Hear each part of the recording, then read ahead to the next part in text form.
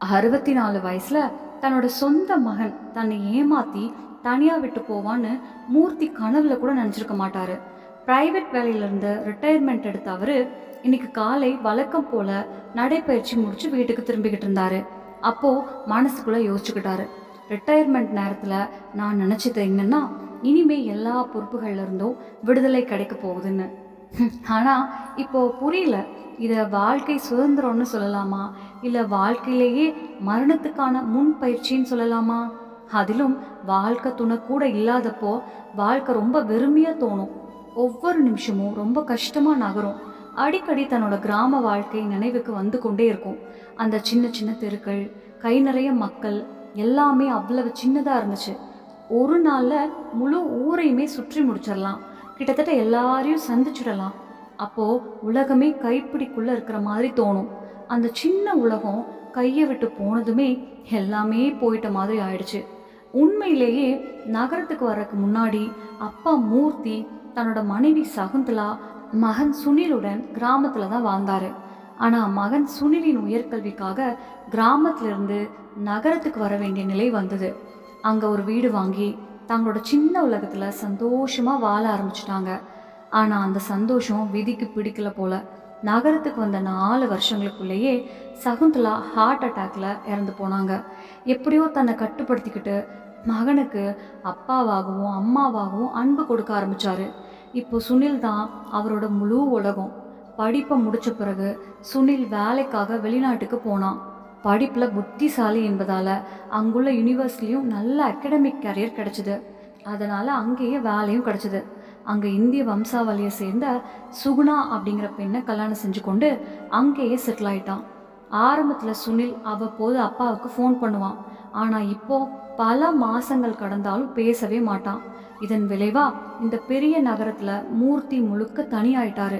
இன்னைக்கு காலை நடைபயிற்சி முடிச்சு வீட்டுக்கு வந்தப்போ சுற்றி இருந்த அமைதியா கிழிச்ச மாதிரி திடீர்னு ஃபோன் மணி ஒலிச்சது. அவர் ரிசீவர் எடுத்தாரு. ஹலோ அப்பா, நான் தான் சுனில் பேசுறேன். ஆஹா சுனில், சொல்லு, எப்படி இருக்க? குழந்தைகள்லாம் எப்படி இருக்காங்க? மருமக எப்படி இருக்கா? பல நாட்களுக்கு பிறகு மகனின் குரல் கேட்ட சந்தோஷத்துல மூர்த்தி ஒரே மூச்சுல பல கேள்விகள் கேட்டாரு. அப்பா, நாங்க எல்லாரும் நல்லா இருக்கோம். உங்க உடம்பு எப்படி இருக்கு? நல்லா தான் இருக்கு சுனில். இந்த வயசுல உடம்பு அப்படின்னா ஏதாவது ஒன்று இருக்கும் தானே. ஆனா இன்னும் உடம்பு இயங்குது. அதுக்காக தினமும் கடவுளுக்கு நன்றி சொல்லிக்கிட்டு தான் இருக்கேன். என்ன விஷயம் சுனில், இவ்வளவு நாளைக்கு பிறகு ஃபோன் பண்ணியிருக்க? இப்பதான் உங்க அப்பா ஞாபகம் வந்துச்சா? சுனில் கொஞ்சம் சிரிப்போடு சொன்னான். என்ன சொல்றதுப்பா, வாழ்க்கை ரொம்ப பிஸியா ஆயிடுச்சு. எதுக்குமே நேரம் கிடைக்கவே மாட்டேங்குது. ரொம்ப நாளாவே உங்களுக்கு ஃபோன் பண்ணணும்னு நினைச்சேன். ஆனா ஏதாவது ஒரு வேலையில மாட்டிக்கிட்டே போயிடுறேன். அதுக்கு மூர்த்தி சொன்னாரு. அதுதான்டா சுனில், பதவி உயர்ந்துக்கிட்டே போனா பொறுப்புகளும் அதே மாதிரி கூடிக்கிட்டே தான் போகும். கொஞ்சம் தயக்கத்தோட சுனில் மீண்டும் சொன்னான். அப்பா, நான் ஒரு விஷயம் சொல்லணும், நீங்க தப்பா எடுத்துக்க மாட்டீங்கல்ல? மூர்த்தி உடனே சொன்னாரு. சொல்லுடா மகனே, அதுல தப்பா எடுத்துக்க என்ன இருக்கு? அது என்னன்னாப்பா, நீங்க அங்க இந்தியால முழுக்க தனியா இருக்கீங்க. இப்போ உடம்பும் அடிக்கடி சரியில்லாம போகுது. அதனால எனக்கு எப்பவும் உங்களை பத்தி தான் கவலை. நாங்கையும் அடிக்கடி இந்தியா வர முடியல.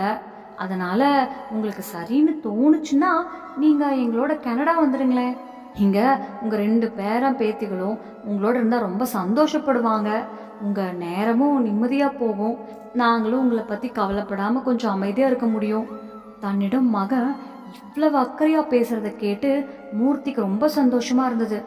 தன்னோட நாட்டை விட்டுட்டு வெளிநாட்டுல போய் இருக்கணும்னு அவர் நினைக்கவே இல்லை. ஆனா உடனே மனசுக்குள்ள யோசிச்சாரு, மகன் சொல்றதும் சரிதானே. இந்த வயசுல தனியா இருந்து இன்னும் எவ்வளவு நாள் வாழ்க்கையை இழுத்துக்கிட்டு போக முடியும்? அதுவும் ரிட்டையர் ஆகி 5 வருஷம் ஆயிடுச்சு. ஏதாவது ஒரு நாள் திடீர்னு கண்ணை மூடிட்டா என் மகன் என் உடம்புக்கே தோல் கொடுக்க வர முடியாம போயிட்டா என்ற எண்ணம் அவரை இன்னும் கலங்க வச்சது. அதை நினைச்சுக்கிட்டே மூர்த்தி மகனுக்கு சம்மதம் சொல்லிட்டாரு. அதுக்கப்புறம் சுனில் சொன்னான். அப்பா, நீங்க இங்க எங்களோட வந்து தங்க போறீங்கன்னா அங்க இருக்கும் வீட்டுக்கு இனிமேல் அவசியமே இருக்காது. அதனால அந்த வீட்டை விற்க வச்சிடுங்க. வீட்டை விற்க சொன்னதும் மூர்த்தி கொஞ்சம் அதிர்ச்சி ஆயிட்டாரு. ஏன்னா அந்த வீட்டோட ஒவ்வொரு மூலையிலையும் சகுந்தலா அம்மாவோட நினைவுகள் இருந்தது. அந்த வீட்டில் இருக்கும் ஒவ்வொரு பொருளையும் அவங்க தன்னோட கையாலேயே ஆசையா அமைச்சிருந்தாங்க. ஆனா மகன் சொல்றதும் உண்மைதானே. இனிமே அந்த வீட்டுக்கு திரும்பி வந்து யார் இருக்க போறாங்க? அதை நினச்சி அவர் வீட்டை விற்க சம்மதிச்சாரு. அடுத்த நாளே பேப்பரில் வீடு விற்கும் விளம்பரம் கொடுத்தாரு. சில நாட்கள்லேயே வீடு நல்ல விலைக்கு விற்று போயிடுது. கிட்டத்தட்ட ஒரு மாதத்துக்கு பிறகு சுனில் இந்தியா வந்தான். வீட்டுக்கான பணம் எல்லாத்தையும் வாங்கி முடிச்சிட்டான். மூர்த்தி பேங்க்ல வச்சிருந்த எஃப்டிகளையும் டிராஃப்ட் எடுத்து காசாக்கிட்டான். இப்படி எல்லா சொத்துக்களும் முடிஞ்சதுக்கப்புறம் மூர்த்தி கனடா போக தேவையான எல்லா தயாரிப்புகளையும் முடிச்சாரு. மக, மருமக, பேரம், பேத்தி எல்லாரோட சேர்ந்து வாழ போறேன் என்ற சந்தோஷத்துல அவர் ரொம்ப உற்சாகமா இருந்தாரு. நேரம் சரியாக அவங்க ஏர்போர்ட்டுக்கு போனாங்க. அப்போ சுனில் சொன்னான், அப்பா நீங்க இங்க இந்த சோஃபால உட்காருங்க, எல்லா வேலைகளையும் முடிக்க கொஞ்சம் நேரம் ஆகும், நான் செக்இன் முடிச்சுட்டு வரேன், அப்புறம் உங்களை கூட்டிக்கிட்டு போறேன். மூர்த்தியும் அமைதியாக அங்கேயே உட்கார்ந்தாரு. ஆனால் மனசு மட்டும் பழைய நினைவுகளுக்குள்ள போயிட்டு இருந்தது. அவரு வாழ்க்கையோட பழைய பக்கங்கள் மெதுவாக திறக்க ஆரம்பிச்சுது. சகுந்தலா எவ்வளவு ஆசையாக அந்த வீட்டை கட்டினாலோ அதை விற்கும்போது மனசு ரொம்ப கனத்து போயிருந்தது. நகரத்துக்கு வர்றதுக்கு முன்னாடி வாடகை வீட்டில் இருந்தால் போதும்னு மூர்த்தி சொன்ன போது சகுந்தலா அம்மா அதுக்கு ஒத்துக்கவே இல்லை. அவங்க சொன்னது, வாடகை வீட்டில் இருந்தால் இப்போதைக்கு நிம்மதியாக இருக்கலாம், ஆனால் நாளைக்கு என்ன ஆகும் என்ற பயம் இருக்கும். எப்படியாவது ஒரு சின்ன வீடு வாங்கிக்கோங்க, லோன் எடுத்தாலும் பரவாயில்ல, குறைஞ்சபட்சம் வயசான பிறகு எங்கே போவதுன்னு கவலை இருக்காது. அவங்களோட அந்த வார்த்தைகள் தான் இன்னைக்கு வரைக்கும் மூர்த்தி மனசில் ஒழிச்சுக்கிட்டே இருந்தது. எவ்வளவு ஆசையாக அந்த வீட்டை கட்டினேன், ஆனால் சகுந்தலாவே அதில் சில வருஷம்தான் இருந்தா. ஒரு இரவு திடீர்னு அவளுக்கு மூச்சு விடவே முடியாமல் போச்சு. அவசரமாக ஹாஸ்பிட்டலுக்கு கொண்டு போனான். டாக்டர்கள் எவ்வளவோ முயற்சி செஞ்சாங்க, ஆனால் காப்பாற்ற முடியல. அந்த நாள்லேருந்து மூர்த்தி முழுக்க தனிமையோடு வாழ ஆரம்பிச்சாரு. சகுந்தலா போன சில மாதங்களுக்குள்ளேயே சுனிலும் வெளிநாட்டுக்கு போயிட்டான். அவன் போன பிறகு அந்த பெரிய வீடு அவருக்கு வீடா இல்லை, வெறுமையாக இருந்தது. எங்கே பார்த்தாலும் அமைதி, யாரோ இல்லாத வெற்றிடம். திடீர்னு மூர்த்தி நினைவுலேருந்து வெளியே வந்தார். இவ்வளவு நேரம் ஆகிடுச்சே, சுனில் இன்னும் செக்இன் முடிச்சு வரலையே. அவர் கடிகாரத்தை பார்த்தாரு. கிட்டத்தட்ட 2 மணி நேரம் ஆகியிருந்தது. அவர் பதட்டத்தோட கனடா ஃப்ளைட் கவுண்டருக்கு போய் கேட்டார், மேடம், என் பேர் மூர்த்தி, என் மகன் பேர் சுனில், நாங்கள் கனடா போனோம், என் மகன் செக்இன் பண்ணிட்டு வரேன்னு சொல்லிட்டு போனான், ஆனால் இன்னும் அவன் எங்கேயும் தெரியல. அங்கே இருந்த பெண் லிஸ்ட்டு பார்த்து சொன்னான். ஆமாம் சார், சுனில் என்ற பெயரில் ஒரு பேசஞ்சர் செக்இன் பண்ணியிருக்காரு, ஆனால் கனடா ஃப்ளைட்டில் 1 மணி நேரத்துக்கு முன்னாடியே கிளம்பி போயிடுச்சு. அந்த வார்த்தை கேட்டதும் மூர்த்திக்கு உலகமே சுற்றியது போல் இருந்தது. என்ன மேடம், அந்த ஃப்ளைட்டில் நானும் போகணும், என்னை விட்டுட்டு எப்படி போயிருக்கோம், அது எப்படி பாசிபிள்? அவன் அமைதியாக சொன்னான். அங்கிள், அந்த ஃப்ளைட்டில் போக வேண்டிய எல்லாருமே போயிட்டாங்க, யாரும் மிஸ் ஆகலை. யாராவது வரலன்னா நாங்கள் அனௌன்ஸ்மெண்ட் பண்ணியிருப்போம். அதை கேட்ட மூர்த்தியின் குரல் உடைஞ்சது. அப்படின்னா என் மக என்னை விட்டுட்டு தனியாக போயிட்டானா? எனக்காக டிக்கெட்டு கூட எடுக்கலையா? இப்படியும் நடக்குமா? மூர்த்தி கொஞ்சம் நிதானமாக மனசை சமாதானப்படுத்திக்கிட்டு அந்த பெண்ணை பார்த்து சொன்னார், மா, உனக்கு எந்த பிரச்சனையும் இல்லையே, நான் ஒரு ஃபோன் பண்ணணும், என் மகனோட பேசணும். அவங்க கையில் இருந்த ஃபோனை வாங்கிட்டு சுனிலுக்கு டயல் பண்ண ஆரம்பித்தார். ஆனால் எத்தனை தடவை கால் பண்ணினாலும் அங்கிருந்த ரிப்ளையே வரல. மீண்டும் மீண்டும் முயற்சி பண்ணிக்கிட்டே இருந்தப்போ தான் மூர்த்திக்கு உள்ள ஏதோ ஓடிச்சு. தலையை பிடிச்சிக்கிட்டு அப்படியே தரையில் உட்காந்துட்டாரு. இது என்ன வாழ்க்கை, என் பையன் இவ்வளோ மாறிடுவானா? அவனுக்காக நாங்கள் எவ்வளவு கஷ்டப்பட்டோம், எவ்வளவு தியாகம் பண்ணோன்னு மனசுக்குள்ளேயே அழ ஆரம்பிச்சாரு. அப்போ திடீர்னு சகுந்தலா சொன்ன வார்த்தைகள் நினைவுக்கு வந்துச்சு. நம்ம வயசுக்கு கொஞ்சமாவது சேமிச்சு வைக்கணும் அப்படின்னு அவங்க எப்பவும் சொல்லுவாங்க. ஆனால் மூர்த்தி எப்பவும் சொல்கிறது ஒன்று தான், சுனில் தான் நம்ம ஒரே பையன், அவனுக்காக இல்லாமல் வேற யாருக்காக? அவன் ஒரு சின்ன பொம்மை கேட்டாலும் 2 வாங்கி கொடுப்பாரு. வெளிநாட்டுக்கு படிக்கணும்னு சொன்னப்போ எவ்வளவு கஷ்டப்பட்டு பணம் சேர்த்தாரு, யார்கிட்டையும் கெஞ்சி கேட்டாரு. அந்த நேரத்தில் கூட அண்ணன் மணியன்னு சொன்னது மனசில் குத்திட்டு இருந்துச்சு.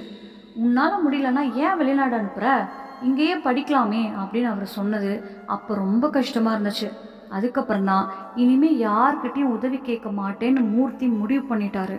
ஆனால் இப்போது அதே அண்ணன் தான் ஒரே நம்பிக்கை. அப்போது செக்யூரிட்டி ஒருத்தர் வந்து கேட்டார், சார், நீங்கள் எங்கே போகணும், ரொம்ப நேரமாக இங்கே தான் இருக்கீங்க? மூர்த்தி கண்ணு கலங்கிட்டு சொன்னார், எங்கே போக, எனக்குன்னு ஒரு இடமே இல்லை, என் பையனோட கனடா போகணும்னு வந்தேன், அவன் என்னை விட்டுட்டு போயிட்டான் அப்படின்னு சொல்லிட்டு மெதுவாக எழுந்து நின்னார். மீண்டும் போய் ஃபோன் பண்ணி பார்த்தாரு. ஆனால் ஃபோனு ஸ்விட்ச் ஆஃப். அந்த நிமிஷமே மனசு முழுக்க உடஞ்சி போச்சு. மெதுவாக நடுங்கிக்கிட்டே ஏர்போர்ட்டை விட்டு வெளியே வந்தார். இப்போ நான் எங்கே போவேன், யார் இருக்காங்க எனக்குன்னு மனசுக்குள்ளேயே பேசிக்கிட்டே நடந்தார். அப்போ தான் ஒரு யோசனை வந்துச்சு. அண்ணன் மணியன் தான் ஒரே வழி. பல வருஷம் பேசாமல் இருந்தாலும் இப்போ வேற வழி இல்லை. சில நிமிஷத்தில் மனசு உடைஞ்சு போய் பஸ் ஏறினார். 2 மணி நேரத்துக்கு அப்புறம் மணியன் வீட்டுக்கு வந்து நின்னாரு. கதவை தட்டினாரு. வேலைக்காரி வந்து கேட்டா, யாரை பார்க்கணும்? மணியன் அண்ணா இருக்காரா? இருக்காரு. நீங்க யாரு? அவரோட தம்பி மூர்த்தி வந்திருக்கேன்னு சொல்லுங்க.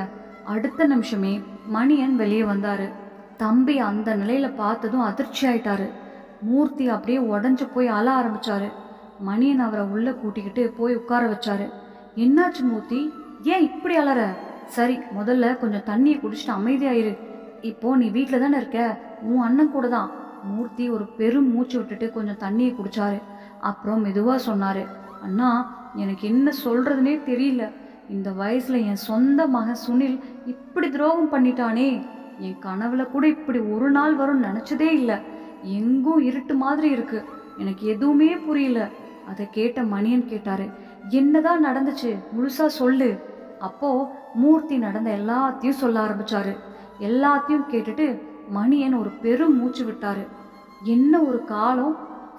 உன் மகனுக்கு எல்லா நல்லதும் கொடுத்து பெரிய மனுஷனாக்குன, ஆனா இப்படி நடந்துக்கிட்டானே. இப்ப இருக்கிற பிள்ளைகளுக்கு என்னாச்சோ தெரியல, ரொம்ப சுயநலமா போயிடுச்சு. மூர்த்தி கண்ணீரோட சொன்னாரு, அண்ணா, எனக்கு என்ன பண்ணணும்னே தெரியல. இந்த வயசுல வேலைக்கு போகவும் முடியாது. நீங்க என்ன முதியோர் இல்லத்துக்கு அனுப்பிடுங்க. அவரோட கண்ணீரை பார்த்துட்டு மணியனுக்கு ரொம்ப கஷ்டமாயிடுச்சு. உடனே அவரை கட்டி பிடிச்சு, ஏய் மூர்த்தி, என்ன பேசுற நீ? தலை நிமிர்ந்து வாழ்ந்த நீயா முதியோர்ல போகணும்னு சொல்ற? இந்த வீடு உன்னோட தான், நான் கூட தனியா தான் இருக்கேன். நீ இங்க இரு, நாம 2 பேரும் சேர்ந்து வாழலாம். அந்த வார்த்தையை கேட்டதும் மூர்த்திக்கு கொஞ்சம் நிம்மதி வந்துச்சு. ஆனாலும் மனசுல இன்னும் கவலை இருக்கு. அந்த நேரத்துல கதவு மணி அடிச்சுது. மணியனோட மக பூமிகா சில நாள் தங்க வரதா வந்தா. அங்க மூர்த்தியை பார்த்ததும் அவளுக்கு ஷாக்கு. இவ்வளவு நாளைக்கு அப்புறம் சித்தப்பாவை பார்த்ததும் ரொம்ப ஆச்சரியம். அவங்க உட்கார்ந்து பேசினாங்க. மூர்த்தி நிலைமையும் கேட்டதும் பூமிகாவுக்கு ரொம்ப வருத்தமும் கோவமும் வந்துச்சு. சுனிலன்னா இப்படி எப்படி பண்ண முடியும்? அடுத்த நாள் காலை பூமிகா சமையலறையில காலை சாப்பாடுலாம் தயார் பண்ணினான். அப்பா மூர்த்தி மணியன் 2 பேரும் சாப்பாடு மேஜைக்கு வந்ததும் அவ சாப்பாடு பரிமாறினான். அப்புறம் அவ ரூமுக்கு போயிட்டா. மூர்த்தி அவ ஆன்லைன் கிளாஸ் எடுத்துட்டு இருக்கத பார்த்தாரு. உடனே ஒரு யோசனை வந்துச்சு. அவ வெளியே வந்ததும் கேட்டாரு, மகளே, நானும் ஆன்லைன் கிளாஸ் எடுக்கலாமா? வீட்டில் உட்காந்து என் மகனை நினச்சி கவலைப்படுறத விட ஏதாவது பண்ணலாம் போல இருக்கு. அதை கேட்ட பூமிகா சிரிச்சுட்டு, ஏன் முடியாச்சுப்பா, இது டெக்னாலஜி யுகம், ஆன்லைன் கிளாஸ்லாம் ரொம்ப சுலபம். நீங்கள் ஏற்கனவே நல்ல கணித டீச்சர், நான் உதவி பண்ணுறேன். அவள் உடனே மூர்த்திக்கு ஆன்லைன் ப்ரொஃபைல் செட் பண்ணி ஸ்கூலுக்கு அனுப்பினான். சில நாட்கள்லேயே அவருக்கு வேலை கிடைச்சிடுச்சு. காலையில் 10 மணிலேருந்து 12 மணி வரைக்கும் அவர் ஆன்லைனில் குழந்தைகளுக்கு கற்றுக் கொடுக்க ஆரம்பித்தார். அவரோட வாழ்க்கையே மாற ஆரம்பிச்சது. இப்போ அவர் ரொம்ப ஆக்டிவ் ஆகிட்டாரு. மனசும் சந்தோஷமாக இருக்குது. ஆனாலும் அவர் மனசில் ஒரு ஆசை இருந்துச்சு. ஏழை பசங்களுக்கு ஏதாவது பண்ணணும். அதனால் அவர் ஒரு டியூஷன் சென்டர் ஆரம்பிக்க முடிவு பண்ணார். மணியனும் பூமிகாவும் 2 பேரும் உதவினாங்க. ஒரு இடம் வாடகைக்கு எடுத்து சென்டர் ஆரம்பித்தாங்க. இன்னும் 2 டீச்சர்களையும் எடுத்தாங்க. கட்டணம் ரொம்ப குறைவு. பணம் கட்ட முடியாத பசங்களுக்கு இலவசமாக கூட கற்றுக் கொடுக்க ஆரம்பித்தாங்க. இப்படி மூர்த்தியோட வாழ்க்கை ஒரு புது அர்த்தம் கண்டுச்சு. இதனால் அவரோட டியூஷன் சென்டர் ரொம்ப பிரபலமாக ஆக ஆரம்பிச்சுது. மூர்த்தி சார் பண்ணுற நல்ல முயற்சியை பார்த்து சில தன்னார்வ அமைப்புகளும் அவருக்கு உதவி பண்ண ஆரம்பித்தாங்க. அவருக்கு பெரிய இடமும் கிடச்சிது. கொஞ்ச நாள்லேயே அவரோட சென்டர் ஒரு பெரிய நிறுவனம் மாதிரி வளர்ந்துடுச்சு. ஆனால் வாழ்க்கைனா விளைவுகள் எப்போதாவது வந்தே தீரும் இல்லையா? இன்னைக்கு இல்லைன்னா இன்று, இல்லைன்னா நாளைக்கு, இந்த வாழ்க்கை இல்லைன்னா அடுத்த வாழ்க்கைன்னு சொல்லுவாங்க. தன்னோட அப்பாவுக்கு எதிராக சுனில் பண்ணின துரோகம் அவனையும் விட்டுடுச்சா? இல்லை. பிஸ்னஸ் பங்குதாரன்னு சொல்லி அவன் தந்த பணத்தையே ஏமாத்தின அந்த நண்பன் கடைசியில் அவனையும் ஏமாற்றி எல்லா பணத்தையும் எடுத்துட்டான். அதுக்காக அவன் வேலையும் விட்டுட்டான். இப்போ வேலை இல்லாமல் வெளிநாட்டிலிருந்து கஷ்டப்பட்டான். கையில் இருந்த கொஞ்சம் பணத்தோட அவனும் அவனோட குடும்பமும் இந்தியாவுக்கு திரும்பினாங்க.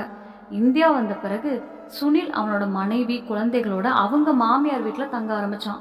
வேலை தேடினான். ஆனால் பெரிய வேலை எதுவும் கிடைக்கல. அவனோட தகுதிக்கு ஏற்ற சின்ன வேலை கூட கிடைக்கல. இப்போ வேலை இல்லாத மருமகனை எத்தனை நாள் தான் வீட்டில் வச்சிருப்பாங்கன்னு அவனுக்கு தோண ஆரம்பிச்சது. அந்த வீட்டில் முன்பு மரியாதையோடு இருந்தவன் இப்போ சுமை மாதிரி ஆகிட்டான்னு அவனே நினைக்க ஆரம்பிச்சான். மனசு ரொம்ப உடைஞ்சிடுச்சு. ஒரு நாள் அவன் செய்தித்தாளை எடுத்து படிச்சப்போ அதில் அவன் அப்பா மூர்த்தி சாரோட புகைப்படம் இருந்தது. அவன் அதிர்ச்சி அடைஞ்சான். அந்த செய்தியில் சொல்லியிருந்தது, கஷ்டங்களை பயப்படாமல் எதிர்கொண்டு முன்னேறவர் மூர்த்தி சார் ஒரு சிறந்த உதாரணம். 64 வயசுல கூட அவர் ஆன்லைன் மூலம் குழந்தைகளுக்கு பாடம் சொல்லித்தர்றாரு. ஏழை குழந்தைகளுக்கு இலவச கல்வி வழங்குற அவருக்கு அரசு விருது வழங்கப்பட இருக்கிறது. இதை பார்த்து சுனிலுக்கு நம்பவே முடியல. ஒரு நாள் வீட்டில இருந்து வெளியே அனுப்பப்பட்ட அப்பா இப்போ இவ்வளவு பெரிய நிலைக்கு வந்துட்டாரா? அந்த செய்தியில அவரோட டியூஷன் சென்டர் முகவரியும் இருந்தது. சுனில் உடனே அவன் மனைவியோட சேர்ந்து அப்பாவையும் பார்க்க கிளம்பினான். அங்க போனப்போ ஒரு பெரிய கல்வி நிறுவனம் மாதிரி கட்டிடம் இருந்தது. அதை பார்த்து 2 பேரும் அதிர்ச்சி அடைஞ்சாங்க. உள்ள போனதும் காவலாளி விசாரிச்சாரு. அவங்க மூர்த்தி சாரை பார்க்கணும்னு சொன்னாங்க. காவலாளி அவங்கள உள்ள உட்கார வச்சு மூர்த்தி சாரை கூப்பிட்டாரு. மூர்த்தி சார் அலுவலகத்துக்குள்ள வந்ததும் சுனில் அதிர்ச்சியோட பார்த்தான்.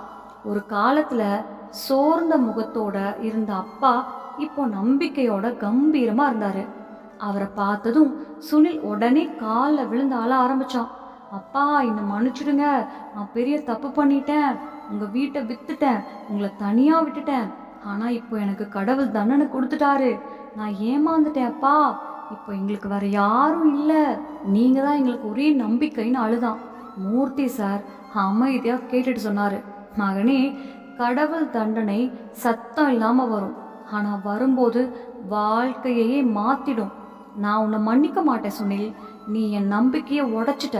நான் கஷ்டப்பட்ட நாளில் என்ன நினச்சேன்னு கூட நீ யோசிக்கல. அப்போது அவன் மனைவி நடிக்கிற மாதிரி கண்ணீர் சிந்திட்டு சொன்னான், அப்பா, நாங்கள் ரொம்ப கஷ்டத்தில் இருக்கோம், சாப்பாடு கூட கஷ்டமாக இருக்குது, பிள்ளைகளோட படிப்பு செலவுக்கு கூட பணம் இல்லை, எங்களை கொஞ்சம் பார்த்துக்கங்க. சுனிலும் கேட்டான், அப்பா கொஞ்சம் உதவி பண்ணுங்க. மூர்த்தி சார் உடனே சொன்னார், ஒரு தடவை நீ என்னை ஏமாத்திட்ட, இப்போ இந்த வயசில் மீண்டும் ஏமாற நான் தயாரா இல்லை. நான் சம்பாதிக்கிற பணம் நான் கஷ்டப்பட்டு சம்பாதிக்கிறேன், அதில் ₹1 கூட உனக்கு இல்லை. நான் இந்த வயசில் கூட முன்னேற முடிஞ்சா நீ இளமையில் இருக்க, நீயே உன் வாழ்க்கையை காப்பாற்றிக்கோ. இப்போ நான் கிளாஸ் போகணும், குழந்தைகள்லாம் காத்திருக்காங்க அப்படின்னு சொல்லிட்டு மூர்த்தி சார் கிளம்பிட்டாரு. சுனிலும் அவன் மனைவியும் அப்படியே அதிர்ச்சியோடு நின்னாங்க. இப்போ வருத்தப்படுறத தவிர அவங்களுக்கு வேற வழியே இல்லை. இந்த கதையிலேருந்து நம்ம கற்றுக்கொள்ள வேண்டியது என்னன்னா, பெற்றோர்களை மதிக்கணும், அவங்களோட நம்பிக்கையை உடைக்கக்கூடாது. வாழ்க்கையில் எவ்வளவு பெரிய நிலைக்கு போனாலும் அப்பா அம்மாவோட அன்பு, அவங்களோட தியாகம் எப்போதும் மறக்கக்கூடாது. ஒரு தவறு ஒரு வாழ்க்கையை முழுக்க மாற்றிடும், ஆனால் நல்ல மாற்றத்துக்கு இன்னும் எப்போதும் ஒரு வாய்ப்பு இருக்கும். முயற்சி பண்ணினா வயசு எதுவானாலும் வாழ்க்கையை மீண்டும் கட்டிக்க முடியும். இந்த கதை உங்களுக்கு பிடிச்சிருந்தா மறக்காமல் லைக் பண்ணுங்கள், உங்கள் நண்பர்களுக்கும் ஷேர் பண்ணுங்கள். இந்த மாதிரி இன்னும் நிறைய கதைகள் பார்க்கணுன்னா நம்ம மினி கதைகள் சேனலை சப்ஸ்கிரைப் பண்ணிவிட்டு பெல் ஐக்கானையும் அழுத்திடுங்க. கமெண்ட்டில் உங்கள் கருத்தையும் சொல்லுங்கள். அடுத்த கதையோட மீண்டும் சந்திப்போம். நன்றி. நம்ம சேனல்ல பிடிச்சிருச்சுன்னா லைக் பண்ணுங்க, ஷேர் பண்ணுங்க, சப்ஸ்கிரைப் பண்ணுங்க. நன்றி.